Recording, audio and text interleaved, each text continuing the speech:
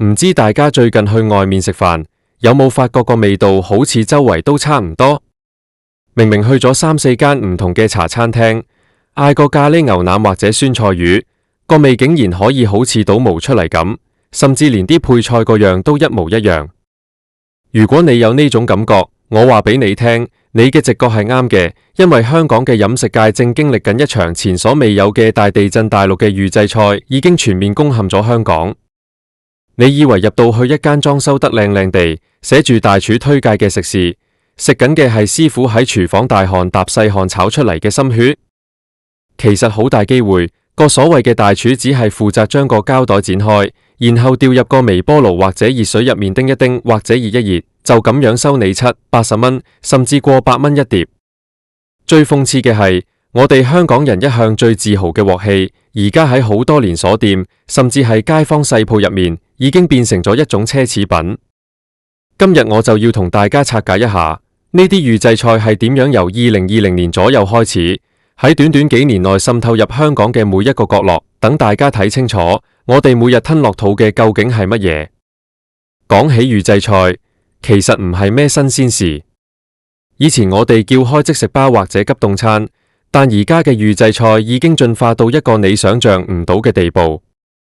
以前你喺超級市場買個叮叮飯，你心知肚明係預製嘅，但而家係你坐喺酒樓，坐喺茶記，你都唔知自己食緊科技與狠活。喺2023年到2024年間，大陸嘅預製菜產業爆發式增長，成個產業鏈已經非常成熟。由廣東、佛山一帶嘅大型工廠，每日生產成千上萬包嘅宮保雞丁、紅燒肉、水煮魚，然後經由冷鏈物流，24小時內就送到落嚟香港。點解香港嘅食肆咁中意用？原因好簡單，就係錢字。香港做生意，租貴，人工貴。如果你要請個大廚，人工起碼要3、4萬蚊，仲要驚佢射波，驚佢跳槽。如果用預製菜，餐廳只需要請個1零2萬蚊嘅廚房助理，識得剪袋，識得擺盤就搞掂。而且預製菜嘅成本低到你唔信，一包喺大陸批發嘅預製酸菜魚，可能只係人民幣10幾蚊，運到嚟香港計埋物流成本，可能都係20幾蚊港幣。但佢裝修得靚一靚，喺尖沙咀或者銅鑼灣賣你128蚊，呢度個利潤空間有幾大，大家心照啦。最令我哋呢啲食家痛心嘅係，預製菜徹底破壞咗香港嘅飲食文化。香港人以前最講究鮮，雞要有雞味，魚要即湯。但預製菜為咗可以保存1年半載，入面加咗幾多防腐劑、增味劑、保鮮劑？如果你睇返嗰啲包裝袋上面嘅成分表，你會發現入面有一大堆你讀都讀唔出口嘅化學名稱，咩谷氨酸鈉、山梨酸鉀、焦磷酸鈉呢啲嘢食落肚，一日半日可能無事，但如果你餐餐都係咁食，對身體有冇影響？大家心知肚明。我有個朋友喺連鎖餐飲集團做經理，佢同我講，而家某啲大型連鎖酒樓嘅點心，超過80%其實都係預製嘅。以前朝早4、5店師傅返嚟搓粉、包蝦餃嘅情景，已經係集體回憶。而家係工廠大批量生產，急凍送嚟，朝早工人攞出嚟蒸反熱就得。所以點解你覺得間間酒樓啲燒賣味都一樣？因為佢哋根本就係同一個工廠出貨。仲有啊，而家好流行嗰啲兩餸飯，點解可以賣到咁平？30幾蚊有2隻大餸。除咗因為租金成本轉嫁之外，好多菜式其實都係預製菜。你可能會問，我點樣分係咪預製菜？其實唔難。首先睇個出菜速度。如果你嗌個燉牛腩或者紅燒肉，5分鐘就端上台，呢個一定要懷疑。因為呢類菜式就算係大廚整，起碼都要燜幾個鐘，就算係翻熱都要啲時間。第二就係睇個賣相。預製菜因為係大規模生產，啲肉個形狀通常好整齊，而且個汁通常都好結好油，因為咁樣先可以鎖住陣味。最重要係個味道，預製菜有一種好強烈嘅統一味，即係你食落去會覺得好野味，但係嗰種野味係好死板嘅，無咗層次感。食完之後你會覺得好口渴，因為入面嘅鈉含量同埋化學調味劑真係超標得好犀利。最令人擔心嘅係，預製菜而家已經唔止係滲透入茶餐廳，連一啲標榜高品質，甚至係米芝蓮推介嘅餐廳都開始偷偷地用。點解？因為要維持產品質素嘅一致性。對老闆嚟講，人係會出錯嘅，師傅今日心情唔好，火候就可能差啲，但機器唔會出錯，預製菜嘅味係定死咗嘅。呢種所謂嘅工業化標準，其實係犧牲緊我哋嘅味蕾同健康。喺2025、2026年呢段時間，我哋見到更多大陸嘅餐飲品牌直接嚟香港開分店。呢啲品牌好多本身就係預製菜嘅大玩家，佢哋喺大陸已經玩到爐火純青，嚟到香港，憑住雄厚嘅財力同埋成熟嘅供應鏈，可以將價格壓到好低。本地啲老牌茶餐廳，如果仲係堅持手工製作，成本根本鬥唔贏。結果就係，一係你就跟住一齊用預製菜，一係你就只能夠結業。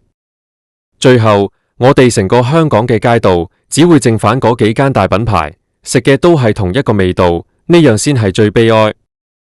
大家想象一下，一個20幾歲嘅後生仔，如果佢由細到大都係食呢啲預製菜長大，佢根本就唔知咩叫真正嘅新鮮食材。佢會覺得燒賣就應該係嗰種粉感好重嘅味，覺得魚就應該係嗰種滑到唔自然嘅口感。當一代人嘅味覺被工業化產品洗腦之後，香港作為美食天堂呢個招牌仲可以掛得幾耐？而且預製菜嘅監管問題亦係一個大盲點。喺大陸，預製菜嘅標準雖然不斷在完善，但係始終存在灰色地帶。呢啲餸菜包入面用嘅係唔係過期肉，又係唔係地溝油？雖然入口香港有食安中心把關，但食安中心通常只係抽查細菌含量或者有冇重金屬超標。對於嗰啲長期攝入化學添加劑對人體嘅微觀影響，其實係好難監測到。我哋每日食緊呢啲保存期長達1年嘅僵屍肉，諗起都覺得心寒。有人話預製菜係時代嘅趨勢，係為咗效率。但係食飯係唔係只係為咗填飽個肚？如果係咁，我哋食營養丸咪得咯。中國人、香港人講究嘅係衣食同源，講究嘅係食得好、食得精。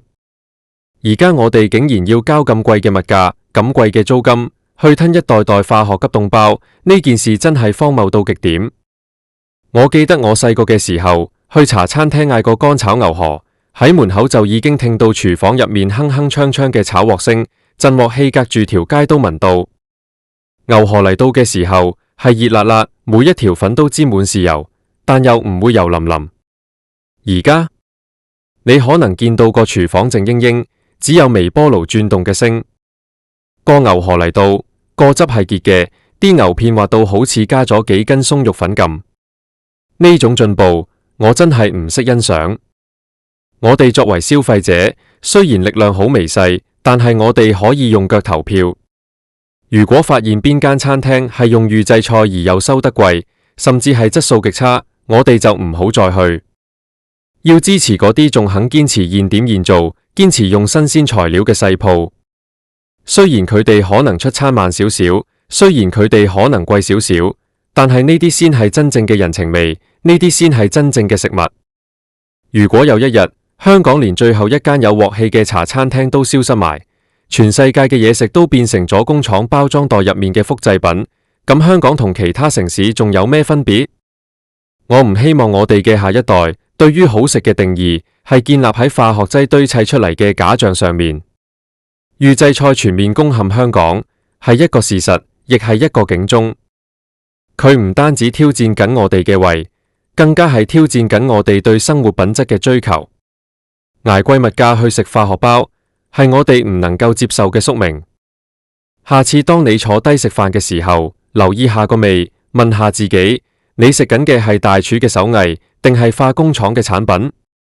希望呢個社會仲會有人堅持落去，唔好俾呢啲預製菜徹底抹殺咗我哋嘅飲食靈魂。大家真係要睜大眼睇清楚，唔好俾嗰啲精緻嘅裝修同埋花哨嘅菜名呃到。我哋要嘅係真材實料，係一份有溫度嘅飯，而唔係一包凍冰冰、無生命嘅化學餐。如果你都覺得呢個現象值得關注，記得同你身邊嘅人講下，等更多人知，唔好再做嗰隻溫水煮青蛙，等到有一日想食反碗正常嘅麵都食唔到，到時就真係太遲啦。我哋香港人一向轉數快，對於好嘢壞嘢分得好清楚。以前我哋會追求名牌，追求矜貴，但今時今日返璞歸真，食飯一口真正嘅食物，可能先係最困難嘅事。大家諗下，2026年嘅今日，我哋仲有幾多選擇？當大陸嘅預製菜供應鏈已經鋪天蓋地咁落嚟，由大埔到銅鑼灣，由連鎖快餐到私人會所，無一幸免。呢場仗，我哋好似已經輸咗一半。但只要我哋仲識得揀，只要我哋仲識得要求，香港嘅飲食文化就仲有一線生機。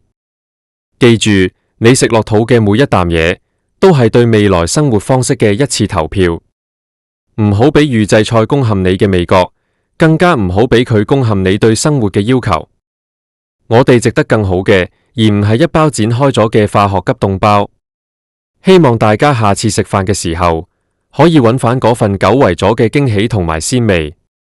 喺呢個咁追求快、追求效率嘅時代，或者我哋真係要學識慢反少少。等一個大廚即叫即炒嘅小炒，可能要等15分鐘，但嗰15分鐘換嚟嘅係食材嘅靈魂，係對食物嘅尊重，而唔係嗰種3分鐘就送到你面前，食完之後只剩低一陣化學味嘅空虛。預製菜或者可以填飽我哋嘅肚，但絕對滿足唔到我哋嘅心。最後，我想同各位老闆講聲，雖然成本好重要，但係食肆嘅名聲同埋對客人嘅責任更加重要。如果你一味追求低成本，追求預製菜，短時間內你可能賺多咗，但長遠嚟講，你係摧毀緊你嘅品牌，亦係摧毀緊香港美食天堂呢個金漆招牌。請大家三思。我哋香港人真係唔想餐餐都係吞化學包。